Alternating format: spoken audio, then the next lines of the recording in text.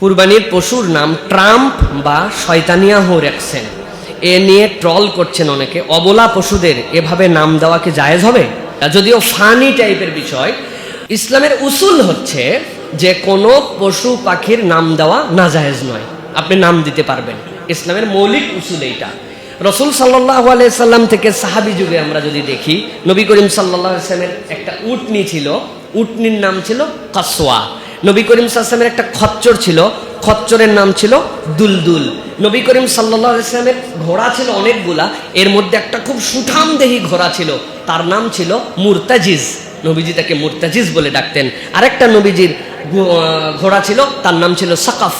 তো এই নবী করিম সাল্লাল্লাহু আলাইহি সাল্লামের একটা বকরি ছিল, ওই বকরির নামও নবীজি আদর করে দিয়েছেন। তার মানে পশু পাখিতে নাম দেওয়া এইটা অনইসলামিক না, এই নাম দেওয়া যাবে। এটা সাহাবীদের যুগ থেকে এসেছে এবং নিষেধ না, হারাম না। আমার মহল্লায় 3-4টা কুত্তা আছে, এদের নাম বুশ। আপনাদের এলাকায় আছে নাকি ভাই? এক সময় প্রচুর পরিমাণে বুশ নামে কুত্তা রাখছিল কিন্তু ইরাকের ওই উপসাগরীয় ঘটনার পরে। সুতরাং এটাও নাজায়েজ না, এটাও কালচারের মধ্যে আছে। কিন্তু মনে রাখার বিষয় হচ্ছে এই জায়গাতে উসুলের ক্ষেত্রে যে এইটা যেন সমাজের মধ্যে হিংসা ছড়ায়, এটা যদি সমাজের মধ্যে ঘৃণা উৎপাদন করে, ইসলাম সেটা অ্যালাউ করবে না। আমাদেরকে এই ক্ষেত্রে সতর্ক থাকতে হবে, নচেত এইভাবে উন্মুক্ত নাম দেওয়া জায়েজ।